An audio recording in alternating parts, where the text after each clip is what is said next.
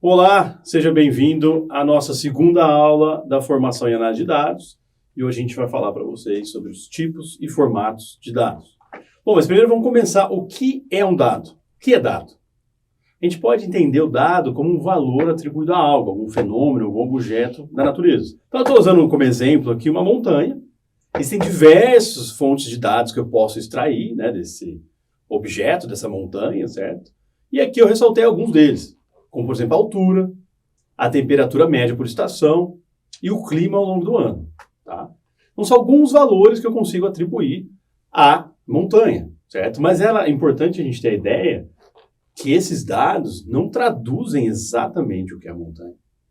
Mesmo uma imagem, uma foto dela não vai traduzir, certo? É diferente uma imagem em duas dimensões do que eu estar lá na montanha, sentindo frio, passando por algum perrengue, alguma coisa do tipo, certo? A gente pode ter essa ideia de que o dado é uma simplificação de algo muito mais complexo, de uma complexidade, tá? Como se fosse uma caricatura dessa montanha para a gente tentar extrair alguma informação relevante. Então, com base nessas informações que eu levantei aqui, como por exemplo, a altura, temperatura média e o clima ao longo do ano, eu posso chegar e avançar meu conhecimento sobre o que é a montanha. Por exemplo, eu posso ter informações, livros escritos sobre justamente esses dados que eu levantei. Qual que é a altura, qual que é a temperatura média por estação, qual que é o clima ao longo do ano, qual que é o melhor período do ano para fazer uma visita a essa montanha. Então aqui a gente está exemplificando como se fosse um tratado, né? Livros, dados processados com significado. Então através dos dados eu consigo obter informações que vão me ser úteis. A utilização dessa informação, por sua vez, é quando a gente está atribuindo ao conhecimento, certo? Que seria o processamento da informação com utilidade. Então, no caso, no nosso exemplo da montanha aqui, eu primeiro levantei aqueles dados, né? Altura, temperatura média, o clima. Esses dados estão reunidos em livros, em tratados, em enciclopédias sobre aquele fenômeno natural, sobre aquela montanha. E quando eu estou planejando uma viagem para essa montanha, eu vou utilizar dessas informações para um conhecimento meu, certo? Para eu saber e planejar a minha viagem da melhor maneira possível. Então, esse é um ciclo bastante interessante a gente ver do dado. A gente tem parte, então, para obter as informações e a informação, assim, obtendo conhecimento. Então, a gente pode resumir que os dados são uma coleção de fatos, sinais ou símbolos que reduzem, né, que traduzem alguns aspectos de algum fenômeno ou objeto da natureza. Já a informação é uma coleção de dados organizados e ordenados de maneira consistente. Conhecimento, por outro lado, é uma coleção de informações com o seu contexto associado, ok? Então, o contexto se apresenta na forma de relações entre conjuntos de informações coletadas ao longo do tempo. E é importante ressaltar que o conhecimento é o resultado da experiência ao trabalhar com um conjunto de informações. Então, esse é o ciclo que eu quero deixar bastante claro para vocês. Dos dados, nós temos uma coleção de dados, quando eles são organizados e interpretados, nós temos as informações, e o conhecimento é justamente a reunião dessas informações para algo de utilidade. Então, a gente pode tentar traduzir, né, esse ciclo, né, essa pirâmide dos dados até o conhecimento, com esse esquema que eu estou mostrando para vocês. Então, os dados, como eu disse, são sinais e medidas que a gente pode observar e medir, geralmente atribuindo algum valor a algo. A informação é uma percepção, entendimento, eu tenho modelos de como algo pode funcionar, ou modelos que descrevem algum fenômeno ou objeto. E o conhecimento são as regras, as experiências, as respostas às questões relevantes que eu tenho dessas informações. E o último aspecto que eu quero ressaltar para vocês, que é importante para a gente que está trabalhando, né, com políticas públicas e medidas em educação, que seria a ação, certo? Que está relacionado então com a efetividade, a modificação e o controle de algo com base nesse conhecimento levantado. Então a gente pode entender esse ciclo dos dados com base nesse esquema que eu estou mostrando para vocês também. A gente pode classificar numa fase de entendimento, onde eu estou tentando entender o problema e tentando entender os dados que eu tenho, que eu obtive, certo? Uma fase de descoberta, onde aqui é bastante interessante, porque é justamente a fase que a gente vai trabalhar muito juntos, que é a fase de preparação e limpeza desses dados. Muitas vezes os dados, como eles vêm de maneira bruta, eles não são tão úteis. Tá? É preciso organizar, é preciso limpar, encontrar erros nesses dados, ter fontes de qualidade, fontes confiáveis dos dados para poder utilizar. é muito importante.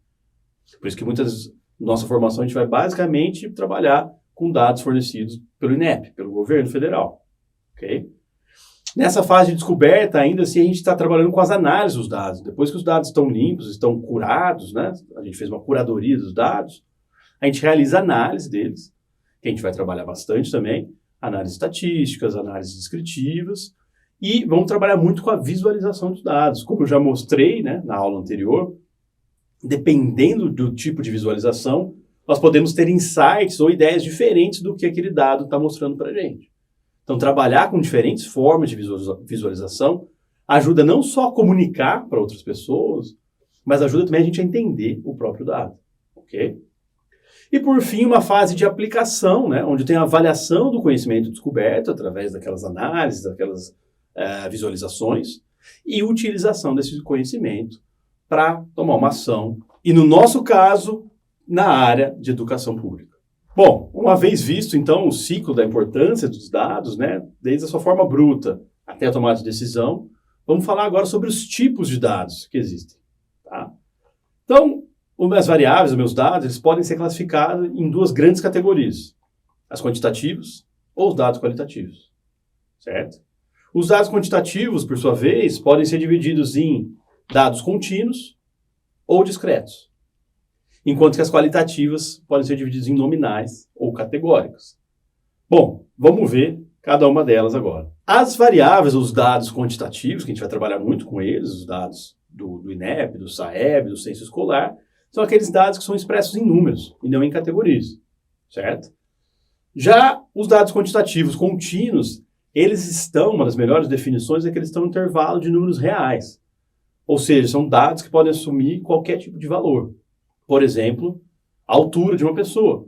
Pode ser 1,80 m, 1,59 m, 1,57 m, certo? Qualquer valor pode ser assumido ali. A massa, o peso de uma pessoa, o salário, né? Então, são números que estão no intervalo dos números reais. Já as variáveis discretas, elas formam um conjunto finito ou enumerável. Vou dar um exemplo para vocês que vai ficar mais claro de entender. Por exemplo, o número de filhos que uma pessoa tem. Ele vai ser sempre um número discreto, certo? Vai ser 1, 2, 3, 4, 5 ou nenhum. Ele não pode ter um filho e meio, né? Ou 2 filhos e meio. Então, são números discretos, tá? Outro exemplo, número de casamentos, número de acessos ao banco, número de acessos a uma determinada plataforma, tá? São todas variáveis quantitativas discretas. Já as variáveis qualitativas são aquelas que possuem uma qualidade ou atributo e não são traduzidas em valores numéricos, tá? Vamos ver os exemplos. Vamos falar primeiro das variáveis qualitativas nominais, que talvez sejam as mais simples de entender. As nominais não possuem nenhuma ordenação. Como, por exemplo, eu posso falar do estado. Qual estado você mora? São Paulo, Paraná, Rio Grande do Sul, Rio Grande do Norte. Não tem nenhum tipo de ordem entre eles, tá? Ou, por exemplo, a profissão. Você pode ser mecânico, pode ser professor, pode ser jornalista, tá? Também não tem nenhuma forma de ordenar as diferentes profissões. Um outro exemplo, as religiões. Aí vocês podem perceber que não são variáveis que podem ser traduzidas por números, certo? São categorias, ok? Possuem uma qualidade ou um atributo. Já as variáveis qualitativas categóricas são aquelas que a gente consegue colocar uma ordenação. Eu consigo ordenar uma em relação à outra. Por exemplo, a escolaridade, que a gente vai trabalhar bastante. Eu tenho a primeira série, a segunda série, a terceira série, a quarta série, a quinta série, e existe uma ordem em relação a isso. O aluno tem que fazer a primeira série, para depois fazer a segunda, para depois fazer a terceira, e assim por diante. Um outro exemplo pode se relacionar com a classe social. Pode ser da classe A, da classe B, da classe C, e existe uma categoria que diferencia elas, uma ordenação entre elas. Tá? Um outro exemplo ainda, o estágio da doença. Pode estar no estágio 1, no estágio 2, no estágio 3, dependendo do tipo de doença. Bom, uma vez falado, então, dos tipos de dados, agora a gente vai entrar nos formatos que os dados podem assumir. Tá? Tem vários formatos, mas eles podem ser classificados em 3 grandes categorias. Os dados estruturados, que são aqueles mais conhecidos pela gente, que são basicamente, a gente pode tentar resumir ele como os dados em formato de tabela. Tá? São dados já organizados e que possuem uma estrutura rígida. Tá? A maior parte dos bancos de dados relacionais é feito com esses dados estruturados. Tá? Então, eles são fáceis de trabalhar, uma vez que eles já estão organizados. Os não estruturados, indo para o extremo oposto, são aqueles dados que não têm uma estrutura nenhuma. Por exemplo, pode ser um texto, uma imagem, tá? Ele não tem um formato único que eu posso comparar entre diferentes imagens ou diferentes textos. Ele não é igual uma tabela que está muito bem organizadinha, com todos os atributos descritos, tá? Esses são os dados não estruturados. E, na realidade, eles representam a maior parte dos dados que a gente encontra, né? Qualquer estudo que a gente esteja fazendo sobre algo na natureza, ela é não estruturada até a gente conseguir estruturar, certo? E estruturar isso, fazer uma tabela, organizar esses dados, é uma coisa que demanda tempo e esforço. E por isso que é muito mais comum encontrar dados não estruturados. Os dados semi-estruturados são aqueles dados que estão no meio termo. Eles não são nem dados extremamente organizados, como os dados estruturados, nem sem organização nenhuma, como não estruturados. Um exemplo bastante clássico disso são os arquivos do tipo JSON, que quem é da área da informática ou da área de dados já ouviu falar. Mas eu posso falar também sobre os e-mails. Tá? Os e-mails têm categorias, têm tags, né, entre eles, e-mails principais, spam, né, de business, não sei lá mais o quê. Só que o corpo do e-mail, se todas as informações do e-mail não está estruturado no formato de tabela. Então, tem algumas informações que estruturam esses dados, mas eles não são totalmente estruturados. E falando nisso, né, o formato de dados, bastante comum hoje em dia, né, que tem sido muito utilizado para bases de dados mais flexíveis, é a sequência ordenadas, que é justamente esse dado semi-estruturado que eu falei, onde eu não tenho uma tabela, mas eu tenho algumas chaves que classificam os tipos de dados que eu tenho, como, por exemplo, os estados. Eu estou colocando aqui no meu arquivo que eu tenho São Paulo, Minas Gerais, Espírito Santo, Rio de Janeiro, ou as cores, vermelho, azul e verde. Mas eles não constituem uma tabela que está organizando todos os dados. A tabela, por outro lado, é o formato de dado estruturado que a gente conhece muito bem, né? Então, eu tenho uma organização. Na tabela inteira, eu vou ter as mesmas colunas, as linhas vão mudar e me trazer as informações, mas é um dado bastante mais fácil de lidar, justamente por ele já estar organizado. Os microdados, a gente pode colocar como um subitem dentro da categoria de tabelas, tá? Que são tabelas onde a gente tem um número de informações, um grande número de dados, que detalham muito bem algum tipo de informação, tá? Então, aqui no caso, a gente trabalha muito com os microdados do SAEB, os microdados do censo escolar. Esse é outro formato que a gente vai trabalhar bastante na nossa formação. Outro formato de dado bastante interessante, bastante utilizado nos dias de hoje, é o texto. Então, o texto ele é um dado que não é estruturado, certo? Porque não tem nenhuma organização fixa, né? Não consigo ter as mesmas informações em todos os textos, né? Extrair as mesmas variáveis. Então, é um dado que a gente chama de dado não estruturado. Cada um vai ter seu formato. E hoje em dia, muitos algoritmos, né, de aprendizagem de máquina, de redes neurais, tentam extrair as informações dos textos de maneira automatizada, né? Toda uma área de pesquisa em aprendizagem de máquina que se dedica à interpretação e tirar as informações de dados não estruturados, como os textos. Além disso, as imagens, né, hoje em dia são muito utilizadas, né? E também são dados não estruturados, como eu disse anteriormente, e é muito utilizado o que a gente chama de visão computacional, né? Então, o que a gente está olhando aqui, por exemplo, os carros autônomos, né, que tem que interpretar uma imagem ou várias imagens, né, por segundo e tomar uma decisão. Então, aqui no exemplo que a gente está dando, está vendo que ele está identificando uma pessoa prestes a atravessar a rua. Então, o carro não pode acelerar para não atropelar essa pessoa. Ele vê que lá na frente tem mais alguns carros, né? Tem o semáforo que está vermelho. Então, são decisões tomadas com base na extração de informações de uma imagem. Ainda, né, outro tipo de dado muito utilizado hoje em dia são as redes grafos, né, que constituem um ramo de análise matemática, né? Mas, né, é muito utilizado essas análises de redes e grafos, por exemplo, para você ver interação em redes sociais, em mídias sociais, como diferentes grupos, né, se conectam ou estão ligados uns com os outros, né? Por exemplo, algum grupo de pessoas que retweetou, repostou alguma imagem, algum post, e vai fazer as conexões entre esses diferentes grupos. Além disso, nós temos os mapas, certo?